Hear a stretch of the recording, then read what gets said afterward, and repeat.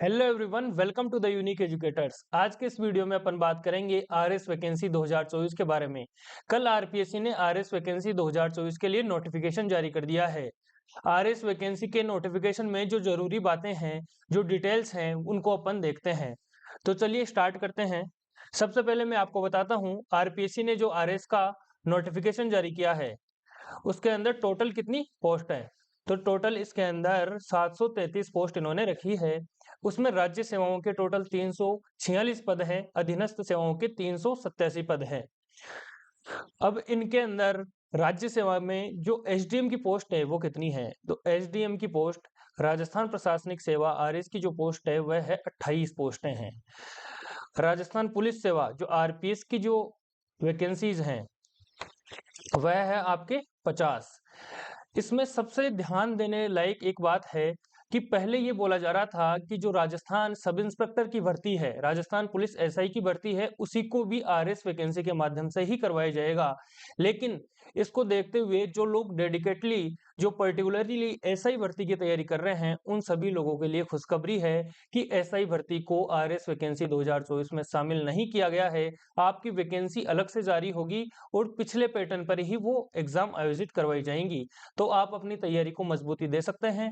महीने 2 महीने में एसआई का नोटिफिकेशन भी आरपीएससी के द्वारा जारी कर दिया जाएगा। आगे देखते हैं टोटल कौन सी पोस्ट के लिए कितने पद हैं। राजस्थान लेखा सेवा के 109 पद हैं, राजस्थान सहकारी सेवा के 12 पद हैं, राजस्थान नियोजन सेवा के 3 पद हैं, और जो कारागार सेवा है, जेलर का कोई भी पद इसमें नहीं है। राजस्थान उद्योग सेवा के 2 पद हैं, राजस्थान राज्य बीमा सेवा के 3 पद हैं। आगे देखते हैं, देखें जो राजस्थान वाणिज्य कर सेवा है, जो टैक्स डिपार्टमेंट वाला सिस्टम है, इसके अंदर टोटल 59 पोस्ट हैं। राजस्थान खाद्य एवं नागरिक रसद सेवा के अंदर 7 पोस्ट हैं। राजस्थान पर्यटन सेवा में कोई पोस्ट नहीं है। और राजस्थान परिवहन सेवा में टोटल 2 पोस्ट हैं। राजस्थान समेकित बाल विकास सेवा में 13 पोस्ट हैं। राजस्थान देवस्थान विभाग के अंदर भी कोई पोस्ट नहीं आई है। राजस्थान ग्रामीण विकास सेवा जो अपने बीडीओ की पोस्ट है, ब्लॉक डेवलपमेंट ऑफिसर की पोस्ट है, वो 40 पद हैं, काफी अच्छे पद हैं। राजस्थान महिला विकास सेवा के अंदर भी कोई पद नहीं है। राजस्थान श्रम कल्याण सेवा में 2 पद हैं। राजस्थान आबकारी सामान्य शाखा सेवा के अंदर भी कोई पद नहीं है। और राजस्थान जो आबकारी सेवा है इसमें भी कोई पद नहीं है। राजस्थान अल्पसंख्यक मामलात सेवा में कोई पद नहीं है। राजस्थान राज्य कृषि सेवा के अंदर टोटल 16 पद हैं। ये अपन ने जो देखी है ये सारी राज्य सेवाएं हैं। अब अपन देखते हैं अधीनस्थ सेवाओं के जो 387 पद हैं उनमें कौन सी पोस्ट के लिए कितनी वैकेंसीज हैं। सबसे पहले इसमें राजस्थान देव स्थान अधीनस्थ सेवा है, इसके अंदर टोटल 11 पोस्ट हैं। राजस्थान देवस्थान अधीनस्थ सेवा, इसमें 2 पोस्ट हैं। राजस्थान सहकारी अधीनस्थ सेवा में टोटल 41 पोस्ट हैं। सबसे इम्पोर्टेंट राजस्थान तहसीलदार सेवा, जो अधीनस्थ सेवाएं हैं आरएस के वैकेंसीज के द्वारा जिनकी एग्जाम होती है, उनमें जो सबसे अच्छी पोस्ट मानी जाती है वह मानी जाती है तहसीलदार की। जो राजस्थान तहसीलदार सेवा है, आरटीएस है, उसके टोटल पद हैं 166, जो कि काफी अच्छे पद हैं। इस तरीके से आप जितने भी ये अधीनस्थ सेवाओं के पद हैं आप देख लीजिएगा। हमने इस नोटिफिकेशन की जो पीडीएफ है आपको हमारे टेलीग्राम ग्रुप में प्रोवाइड करवा दी है, वहां से आप देख सकते हैं। इनके बारे में अब अपन डिटेल में बात नहीं करके आगे देखते हैं जो भी अपनी जरूरी बातें हैं। जैसे राजस्थान सामाजिक न्याय और अधिकारिता अधीनस्थ सेवा, इसके अंदर टोटल 42 पद हैं। राजस्थान सामाजिक न्याय व अधिकारी सेवा में अधीनस्थ सेवा में 8 पद इधर से हो गए। इस तरीके से अपन देखते हैं, आगे जो जरूरी चीजें हैं उन पे चलते हैं। इस नोटिफिकेशन के अंदर सबसे पहले मैं आपको बता दूं कि शैक्षणिक अर्हता संबंधी जो प्रावधान है वह क्या रखा गया है। जो आपकी एजुकेशनल क्वालिफिकेशन है वह क्या होनी चाहिए। आरएस वैकेंसी 2024 के लिए अगर आप आवेदन करना चाहते हैं तो आपकी ग्रेजुएशन कंप्लीट होनी चाहिए। लेकिन जो लोग आरएस वैकेंसी में आवेदन करना भी चाहते हैं और जिन्होंने ग्रेजुएशन के अंतिम वर्ष की एग्जाम दे दी है वह भी इसके लिए आवेदन कर सकते हैं। लेकिन उसके लिए एक शर्त रखी है इन्होंने, वह शर्त है कि अंतिम वर्ष की परीक्षा में जो कैंडिडेट सम्मिलित हो चुका है वह इसका फॉर्म भर सकता है। किंतु उसे आयोग द्वारा आयोजित मुख्य परीक्षा से पूर्व शैक्षणिक अर्हता अर्जित करने का सबूत देना होगा। इसका सीधा सीधा मतलब यह है कि अगर आप फाइनल ईयर के स्टूडेंट हैं और आपने इसके लिए अप्लाई कर दिया है, तो जो आपकी मेंस एग्जाम होगी उससे पहले आपका रिजल्ट आ जाना चाहिए। आपकी क्वालिफिकेशन है वह आरएस मेंस से पहले कंप्लीट होनी चाहिए। आगे इन्होंने जो आयु सीमा दी है, राजस्थान की सभी वैकेंसीज की तरह इसमें भी 21 वर्ष से लेकर के 40 वर्ष तक के लोग इसमें आवेदन कर सकते हैं। अधिकतम आयु में जो छूट का प्रावधान है वह भी अपन देखते हैं। जो रिजर्व्ड कैटेगरीज हैं, जिसमें एससी हो गई, एसटी हो गई, ओबीसी, एमबीसी एंड ईडब्ल्यूएस, इनके जो पुरुष कैंडिडेट हैं यानी जो मेल कैंडिडेट हैं, इनको अधिकतम आयु सीमा में टोटल 5 वर्ष की छूट दी गई है। और जो जितनी भी रिजर्व्ड कैटेगरीज है, SC, ST, OBC, MBC, EWS, इनकी जो फीमेल्स हैं, जो फीमेल कैंडिडेट्स हैं, उनको टोटल 10 वर्ष की अधिकतम आयु में छूट दी गई है। आगे और क्या इन्होंने जो छूट दी है उनका प्रावधान भी देखते हैं। सामान्य अनारक्षित वर्ग की जो महिला हैं, जो जनरल कैंडिडेट्स हैं, जनरल में जो मेल है उनको मैक्सिमम आयु में कोई छूट नहीं मिलती है, लेकिन जो फीमेल्स हैं, जो फीमेल कैंडिडेट हैं, उनको 5 वर्ष की इसमें भी आयु सीमा में, अधिकतम आयु सीमा में छूट दी जाती है। विधवा एवं विच्छिन्न विवाह, परित्यक्ता, तलाकशुदा महिला के लिए आयु सीमा का कोई भी निर्धारण नहीं होता है, वह सभी लोग इसके लिए आवेदन कर सकते हैं। आगे देखते हैं, इसमें चयन प्रक्रिया का जो उल्लेख है, जो लोग पहले से आरएस वैकेंसी की तैयारी कर रहे हैं उन सभी को पता है कि इसमें किस तरीके से चयन प्रक्रिया रहती है, किस तरीके से इसमें सेलेक्ट किया जाता है कैंडिडेट्स को। लेकिन जो फ्रेशर्स हैं उन सभी के लिए मैं बता देता हूं कि इसमें चयन प्रक्रिया क्या रहती है। अभ्यर्थियों का चयन प्रतियोगी परीक्षा एवं साक्षात्कार के माध्यम से किया जाता है। इसके अंदर इन्होंने स्पेशली मेंशन किया है, आवश्यकता पड़ने पर आयोग द्वारा उत्तर पुस्तिका के मूल्यांकन में स्केलिंग, मॉडरेशन या नॉर्मलाइजेशन, जिसको अपन नॉर्मलाइजेशन बोलते हैं, जैसे एक से अधिक शिफ्टों में अगर एग्जाम होता है तो उन सभी को बराबर करने के लिए नॉर्मलाइजेशन की प्रक्रिया अपनाई जाती है। तो अगर एक से अधिक शिफ्ट में इस परीक्षा का आयोजन होगा तो उसमें नॉर्मलाइजेशन की प्रक्रिया अपनाई जाएगी। तो सबसे बड़ी चीज है कि इसमें पहले परीक्षा होती है, प्रतियोगी परीक्षा, फिर साक्षात्कार होता है। अब इसके अंदर अपन आगे चल के देखेंगे, प्रतियोगी परीक्षा के भी 2 पार्ट होते हैं इसमें। परीक्षा का स्थान एवं माह, इसके लिए इन्होंने क्या स्पेशली मेंशन किया है, परीक्षा का स्थान व तिथि के संबंध में यथा समय सूचित किया जाएगा। इन्होंने बोला है परीक्षा की जो डेट है उसका निर्धारण इन्होंने अभी नहीं किया है, आपको आरपीएससी की वेबसाइट को देखते रहना है, उस पे ये लोग अलग से आपको शॉर्ट नोटिफिकेशन निकाल के इस चीज के बारे में जानकारी दे देंगे। परीक्षा योजना व पाठ्यक्रम के लिए इन्होंने जो उल्लेख किया है वह है, प्रारंभिक परीक्षा वस्तुनिष्ठ रूप से ऑनलाइन या ऑफलाइन ली जाएगी। जो आपकी प्री एग्जाम होती है आरएस की, वह होती है ऑब्जेक्टिव टाइप एग्जाम।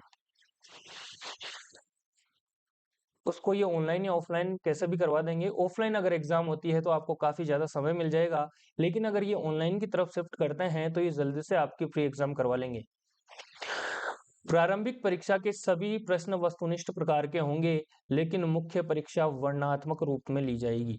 यानी जो आपकी प्री एग्जाम होती है वो ऑब्जेक्टिव होती है, और जो मेंस एग्जाम होती है वो होती है आपकी डिस्क्रिप्टिव, वर्णनात्मक रूप से इसमें एग्जाम ली जाती है। आवेदन जो अवधि है, आरएस वैकेंसी 2024 के लिए आप कब से कब तक आवेदन कर सकते हैं, यह एक महत्वपूर्ण पहलू है, इसके बारे में अपन जानते हैं। इन्होंने 19/9/2024 से 18/10/2024 तक आवेदन मांगे हैं।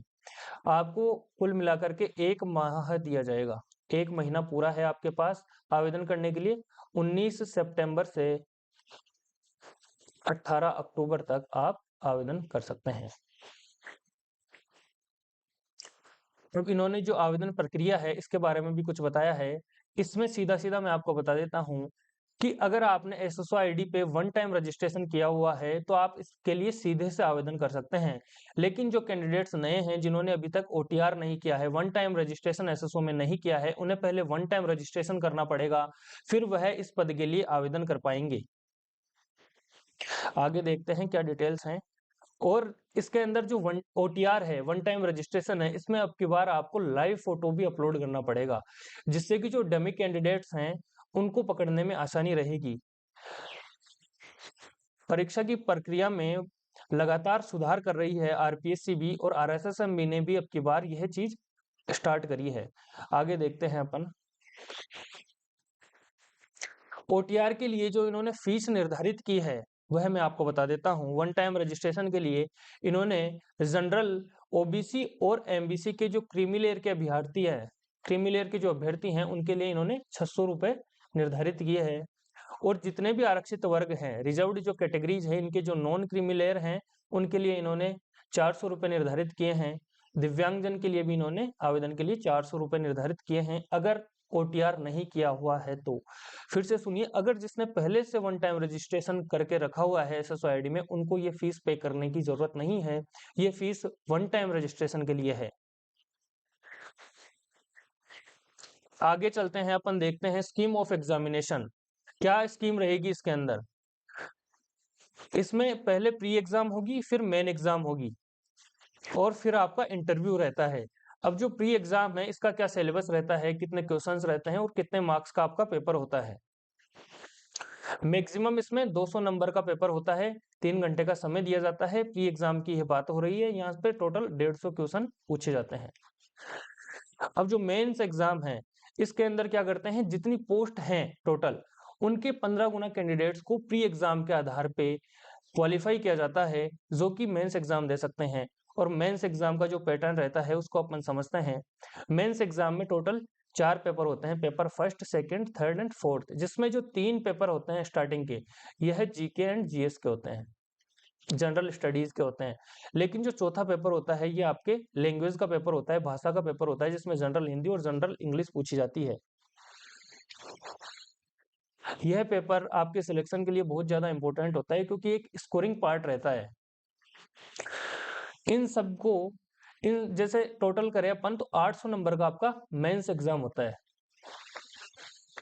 प्री आपका केवल क्वालिफाइंग नेचर का होता है, जिसमें केवल आपको क्वालिफाई करना होता है। जो सिलेक्शन होता है वह प्री एग्जाम के आधार पर नहीं होता है, वह मेंस एग्जाम और इंटरव्यू के बेस पे होता है, जिसमें मेंस एग्जाम के 800 नंबर होते हैं, जो कि आपका सबसे इंपॉर्टेंट पार्ट होता है आपके सिलेक्शन के लिए। अब जो मेंस एग्जाम के अंदर जो टॉप नंबर्स आते हैं उनके आधार पर इंटरव्यू के लिए 3 गुना कैंडिडेट्स को कॉल किया जाता है। जितनी भी आपकी आरएस की वैकेंसीज हैं उनके 3 गुना कैंडिडेट्स को मेंस एग्जाम के आधार पर इंटरव्यू के लिए बुलाया जाता है।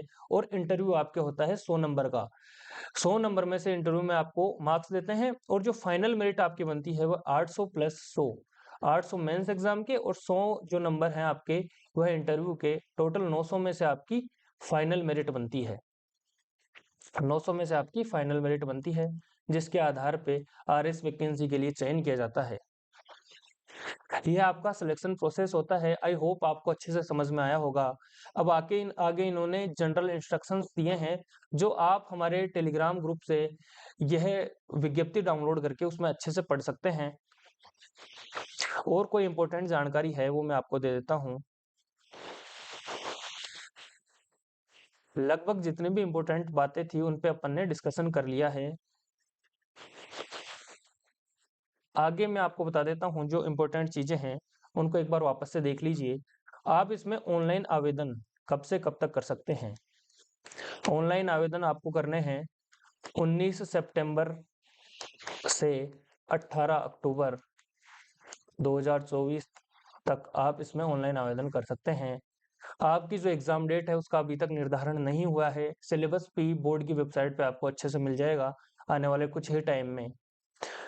अब जो आपकी प्री एग्जाम है इसकी जो एक्सपेक्टेड डेट है वो भी मैं आपको बता देता हूँ। मेरे हिसाब से अगर एग्जाम ऑफलाइन होती है तो अभी आपको 4-5 महीने का आराम से समय मिल जाएगा, क्योंकि आरपीएससी ने पहले से अपना कैलेंडर जारी किया हुआ है। जिसमें कि जगह अभी नहीं बच रही है अगर ऑफलाइन एग्जाम करवाते हैं तो।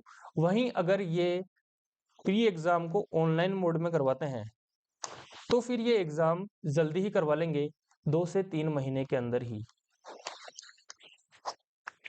इस वजह से आपकी तैयारी आपको मजबूत करनी चाहिए और अच्छे से अपनी तैयारी में जुट जाना चाहिए। आई होप मैंने जो आपको सारी डिटेल्स बताई हैं वो अच्छे से समझ में आई हैं। अगर आपको अच्छे से समझ में आई है तो आप इस वीडियो को अपने दोस्तों के साथ शेयर कीजिए, हमारे चैनल को सब्सक्राइब कीजिए। चलिए फिर मिलते हैं किसी नए वीडियो में, तब तक के लिए धन्यवाद। Thank you so much.